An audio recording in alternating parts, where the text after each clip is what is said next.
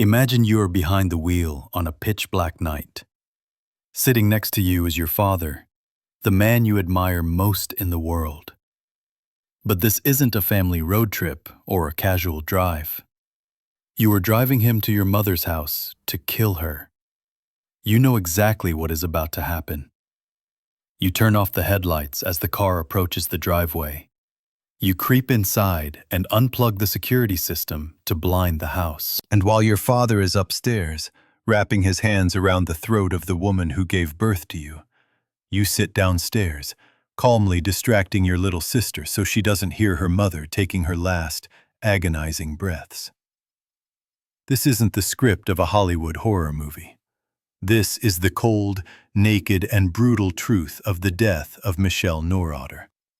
A case that tore the mask off a model middle-class family and exposed the most terrifying psychological manipulation a human being can inflict on their own flesh and blood. On August 28, 2017, the late summer sun was still beating down on Corning, New York. But inside the house at 145 Dwight Avenue, the air was as cold as a tomb. A neighbor, perhaps driven by intuition or the unusual silence of a home that was usually full of life, looked through the window. What he saw would haunt him for the rest of his days. Michele Neurauter, a 46-year-old woman full of hope for a new beginning, was standing motionless at the bottom of the staircase. Her posture was odd, unnatural, like a puppet whose strings had been cut. When police broke down the door, they found Michele dead. A rope was wrapped around her neck, the other end tied to the banister. At first glance, it was a perfect picture of despair. A middle-aged woman, battered by a stormy divorce, choosing to end her life in isolation. Police and forensic teams initially thought just that. They saw a hanging body, a house with no signs of forced entry, and their brains automatically filled in the blank with the word suicide. But corpses don't lie. Only the living do. As the forensic team began to look closer, cracks in the suicide theory began to appear. There were small scratches on Michele's face, ligature marks that were inconsistent with the gravity of a self-hanging. At first, investigators theorized these were signs of last-minute regret, that as the rope tightened, survival instinct kicked in, and Michele tried to claw herself free but failed. It was a tragic scenario, but it was still suicide. However, Michele's closest friends refused to accept that narrative. They knew Michele. They knew she had just escaped a 25-year marriage from hell to Dwight Neurauter. She had a new job, she was learning to love herself again, and most importantly, she loved her 3 daughters more than life itself. Michele was a mother who would fight to her last breath to protect her children, not abandon them with a rope. The persistence of her friends forced the police to re-examine the case through a different lens, the lens of a staged murder. To understand why Michele had to die, we have to rewind the clock and look at the man who once shared her bed. Dwight Neurauter, 47 years old, was not your average violent ex-husband. He was an engineer, a man who appeared respectable on the surface, intelligent, and a master manipulator. Their marriage was a glass cage where Dwight controlled every aspect of Michele's life. He isolated her. He made her believe she was worthless, and he weaponized their children against her. When Michele finally found the courage to file for divorce, she thought she had escaped. But for a narcissist like Dwight, losing control is an unforgivable insult. The custody battle, especially over their youngest daughter, 14-year-old Charlotte, dragged on for 5 years. Michele won. The court saw through Dwight's facade, stripped him of custody, and ordered him to pay support. To Dwight, this wasn't just losing a child. It was losing money and losing face. He was drowning in $100,000 of debt, and he looked at Michele not as the mother of his children, but as a parasite draining his finances. He needed a solution, a permanent one. When police began investigating Lloyd, they hit a wall of an alibi so perfect it was suspicious. Lloyd was living in New Jersey, hundreds of miles away from the crime scene. He provided hotel receipts, plane tickets to California, and a detailed itinerary for the days surrounding Michelle's death.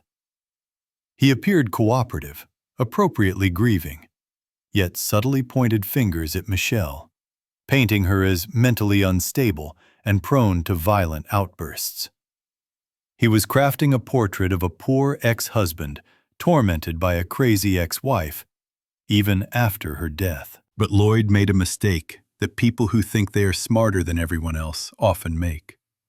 He was too confident in his perfection.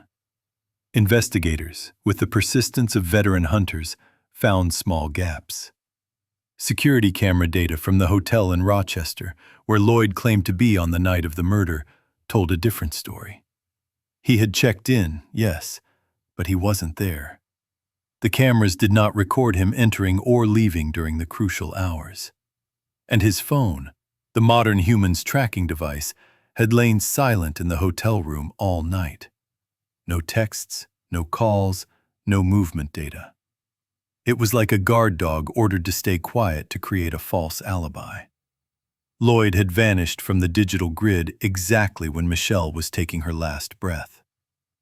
But if Lloyd killed Michele, how did he get into the house without making a sound? How did he subdue a healthy woman without waking up his teenage daughter, Charlotte, sleeping inside? The answer lies with the third character in this tragedy, a character whose involvement makes this case more chilling than any fiction: Karrie Neurauter. Karrie, a 19-year-old college student, was Lloyd's pride and joy. She was smart, obedient, and most importantly, completely under her father's psychological control. For years, Lloyd had injected poison into Karrie's mind, convincing her that Michele was the source of all their misery, the family destroyer, the wicked witch who needed to be removed. Karrie no longer saw Michele as her mother, but as her father's enemy, the enemy of the man she idolized.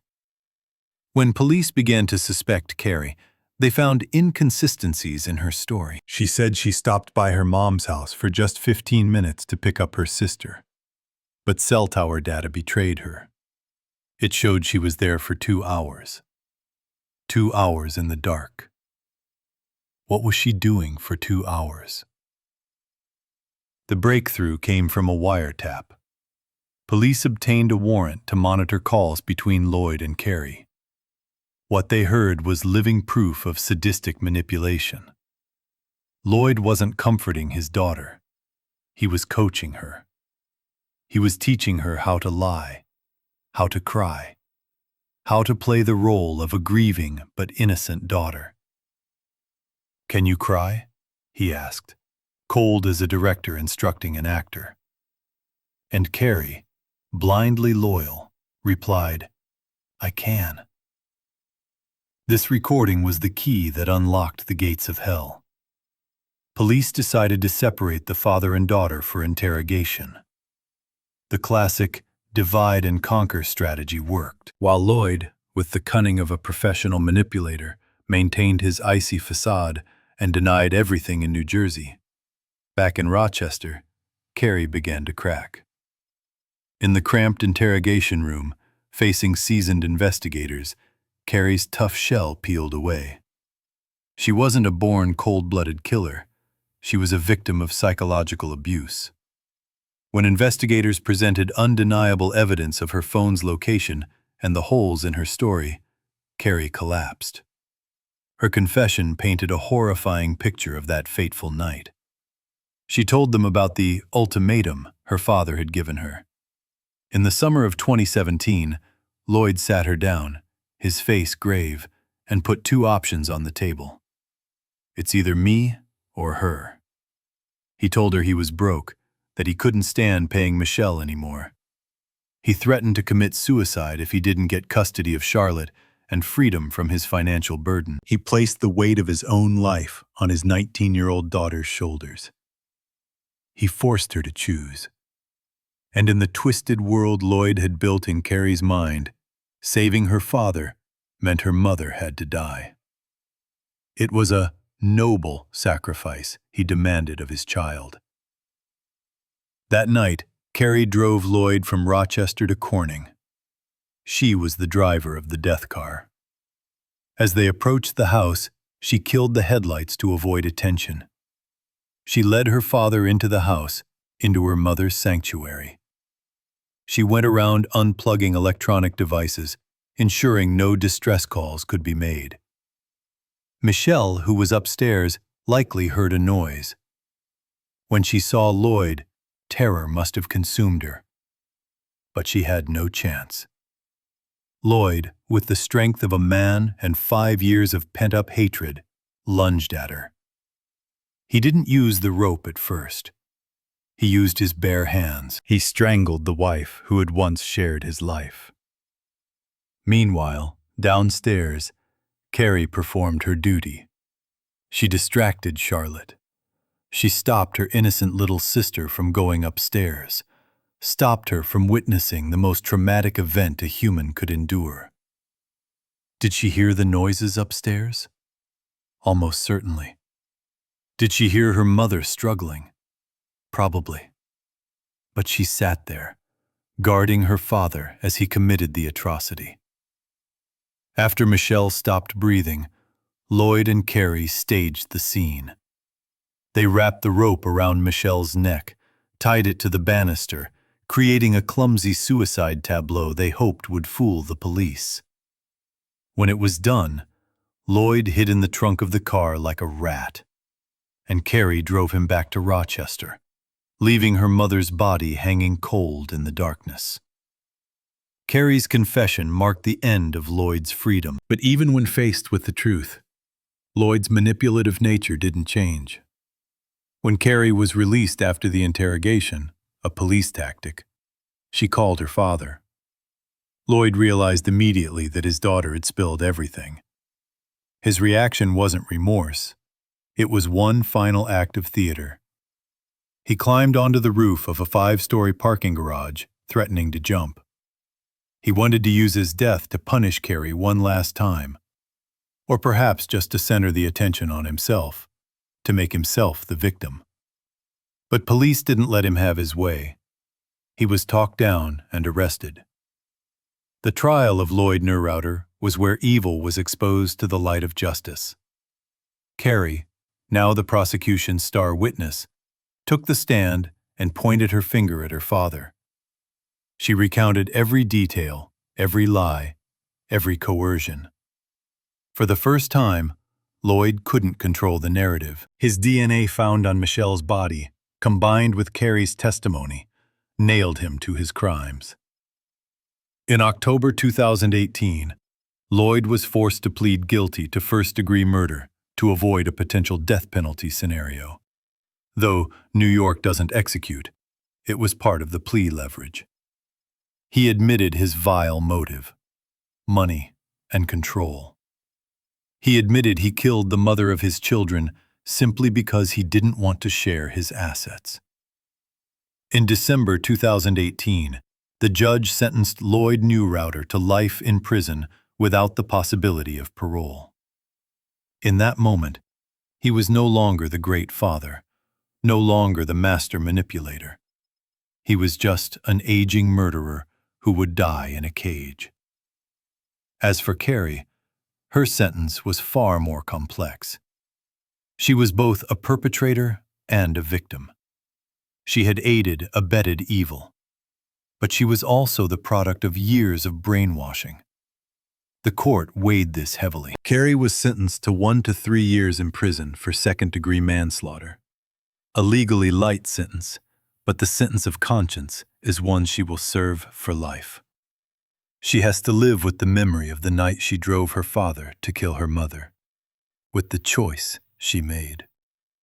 She was paroled in January 2020, attempting to restart her life with a new name, a new identity. But the ghost of Michele and the betrayal of that night will haunt her forever. The case of Michele Neurauter is not just a murder story. It is a costly lesson on the dangers of psychological abuse and the corruption of familial bonds. Dwight Neurauter proved that the most dangerous weapon isn't a gun or a knife, but words and manipulation. He turned his own daughter into a murder weapon, destroying 2 generations of a family just to satisfy his selfish ego. Michele Neurauter died because she dared to stand up for her freedom. But her death exposed the true face of a monster. Hopefully, her story serves as a warning to anyone trapped in toxic relationships, that sometimes the price of silence and endurance is one's own life. When looking at the photo of Michele smiling brightly with her children before the tragedy, we see the cruelty of betrayal. That woman fought the world to protect her children, only to be struck down by the child she loved most, guided by the hand of the man she once called husband. It is a real-life Shakespearean tragedy where there are no winners, only pain that echoes forever.